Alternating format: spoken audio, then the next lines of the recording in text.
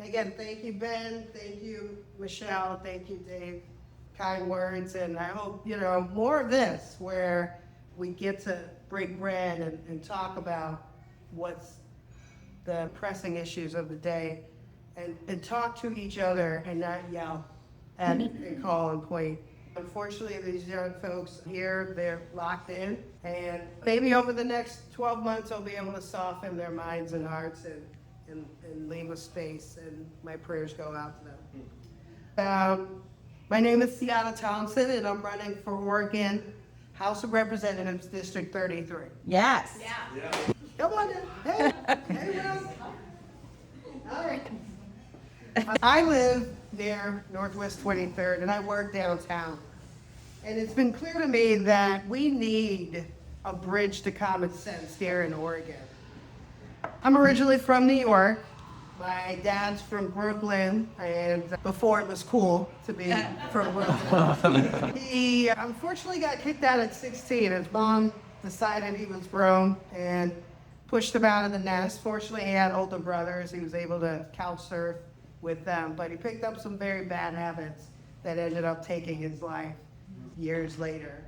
My mom, slightly different. She's from Monrovia, Liberia, and her foster father worked for their president, President Thompson, and his administration, and so that opened the door for her to work for the following administration of President Talbert. And so she was a little bit more sophisticated. She was going to balls and things like that, and my dad was hanging out on the stoop.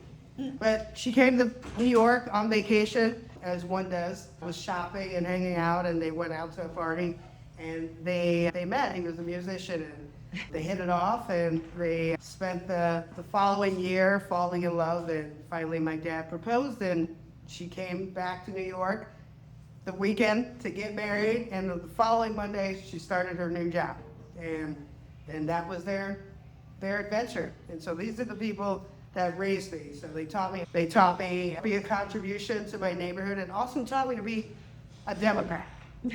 I was a very good Democrat. I not going doors for Obama. I was a two-time Bernie bro. My first election was Clinton's second term. And yet here I am, now a Republican. And one has to ask, how do you get here from that after 30 years? Particularly as a black lesbian, not the normal demographic. But what did it for me was... By the way, we love black lesbians in the Republic. Yeah, absolutely. We want you. We have so many, right? But what did it for me was actually pretty simple. Portland red pilled me. When I moved here in 2020, I was shocked. I was driving down 205, blue tarp, tents everywhere, trash everywhere, hardly anybody on the road. And I started working downtown the following summer. I really got to see Measure 110 in full effect. And it was heartbreaking. The consequences of open air drugs dealing, untreated mental health, and just boarded up businesses. To Ben's point, like a once vibrant city, just a complete shell of itself. And what was even more heartbreaking for me was that in the 2010s, I'd been coming to visit. So I got to see it on the upswing. And I remember like going down to Goodfoot and having a good night out and taking public transit. Portland used to be a high trust society. Your doors were left unlocked. Kids used to take public transit. In a city where people picked up trash because they cared. And I'm sure all of you recall that at one point Portland was one of the most livable cities for decades. And so, what happened?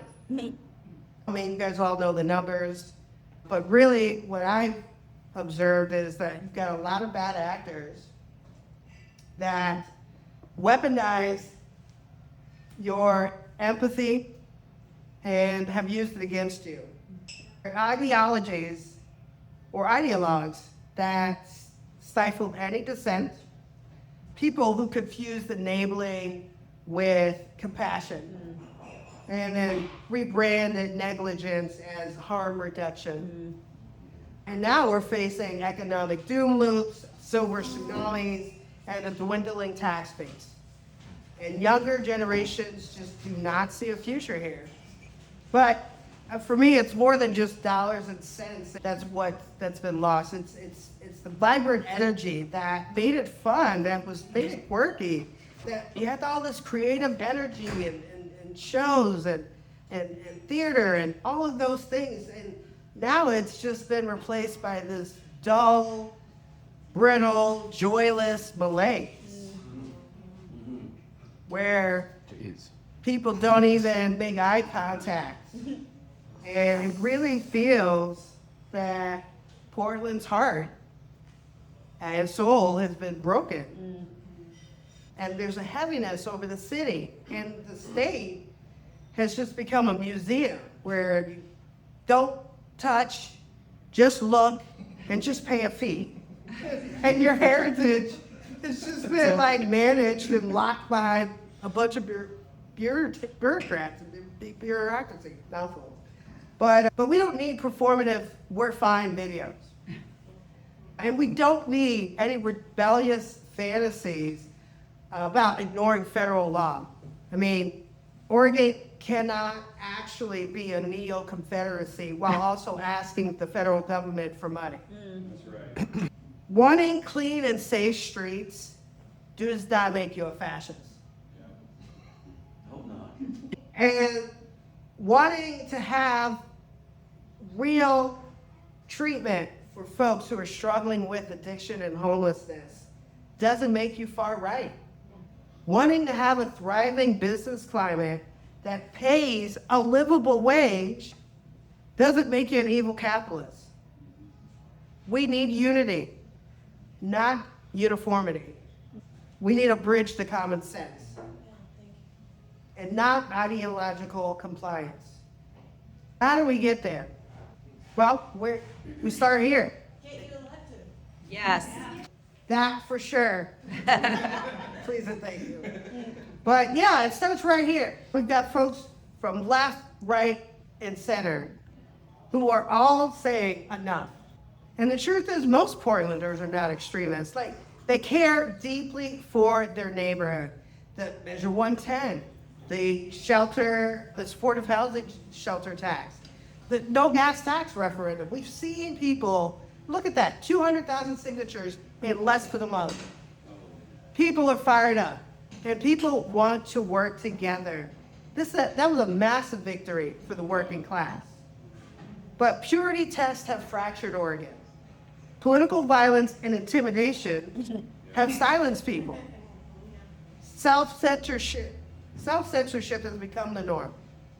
And while politicians obsess over symbolic battles and national drama, our kids are falling behind in math and reading. And fentanyl is killing Oregonians at record rates.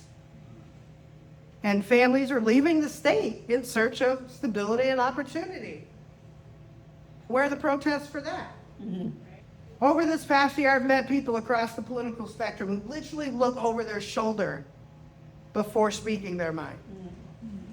And I've lived the consequences myself. Earlier this year, I stepped down from the Multnomah Dems as their second vice chair because I don't agree with trans and kids and I support those. Yeah. And family members and friends disowned me. Mm-hmm. And I was crushed. But then something beautiful happened. After running for Portland City Council last year, I befriended and found community with some Republicans. Many of them former Democrats, just like me. And they weren't extremists. They weren't villains. They were neighbors who believed in hard work, family legacy, good stewardship of natural resources, innovation, public safety, and clean and livable streets. They loved Oregon so much they refused to quit fighting for it. They believe in big tent, debate, disagreement, curiosity, respect, something that the left used to champion. My name, Ciatta, means I'm free. Don't hold me back. Love it. And that's exactly what I want to bring to Oregon. Freedom from one-party rule. Freedom to disagree without fear. Freedom to innovate, to build, to problem solve. Freedom to restore capacity.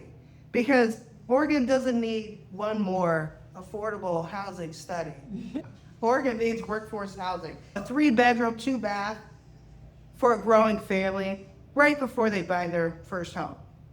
We need homes for nurses, for firefighters, for policemen, for teachers, for construction workers, the people who make society function. I want to bring freedom to tell the truth, because only through the truth will Oregon be set free. In my first term, I will do 3 things. 1, end the addiction and mental health crisis by mandating the construction and creation of 10 mental health and drug treatment facilities statewide using private-public partnerships. They'll be under budget, on time, and accountable to the people. Number 2, hold nonprofits and state agencies accountable. I will introduce a bill that requires annual financial reporting to the state if a nonprofit or NGO is receiving state funds. It will require counties to complete a biannual fiscal audit of these organizations. Some of the questions they have to answer will be, what worked? How many people have you helped? How are those people doing? A rolling progress report on individuals receiving support, building a comprehensive database of nonprofits and NGOs so that we're not duplicating. I think it's over 435 organizations, at least. So we gotta eliminate the duplication. Also, we get to ask, what didn't work? How many failed drug treatment? How many nonprofits couldn't keep track of 10 or more users or their clients? And if they can't keep track of 10 or more, they don't get funding for 2 years. And ultimately, like, what do we get to add? And this is like a space where we get to talk about people on the ground, 2 people who are on the ground and actively getting the work done. That's number 2. Number 3 is restoring public safety. We got to repeal HB 3351 and HB 3124 that allow unsanctioned homeless camping. Get out of that. I believe in putting control back into local cities and municipalities. They know what's best. What works for Clackamas, what works for Multnomah, and vice versa, or Washington County. Those guys get to decide what they need. In each city, they get to decide how they want to spend the funds the best way that they see fit. Some of the other things I want to fund is fully fund public defenders. We can't say we care about justice when we don't have enough public defenders. 100%. And for folks who talk about equity and all of that, that affects a lot of brown people and black people and poor people. Right. Let's get that done. And then obviously first responders, especially police, let's get them the support they need. Let's expand the CHIP program. Those are the folks that deal with the 100 worst ill or homeless folks on a daily basis. They're constantly scraping the bottom of the barrel for money. Let's get those guys active so then they can take some weight off the police and PSR. But I truly believe Oregon has everything it needs to be one of the wealthiest states in the union. 100%. But only if we return to what Oregon once did. Work hard. Work the land. Create industry. Build for the future. Take care of your neighbor and tell the truth, even when it's hard. If you believe Oregon is worth fighting for, if you believe the silent majority is ready to rise, if you believe it's time to cross the bridge back to common sense, then join the campaign as I run for House of Representatives for District 33 as we build the common sense coalition. And tonight, many of you have already signed. There's a sign-up sheet. Chip in $25.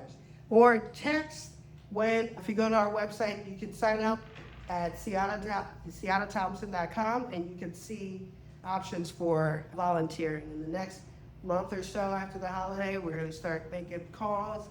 We're just going to start knocking on doors, introducing myself and the platforms. I'd love your support with that. And let's go win in November 2026.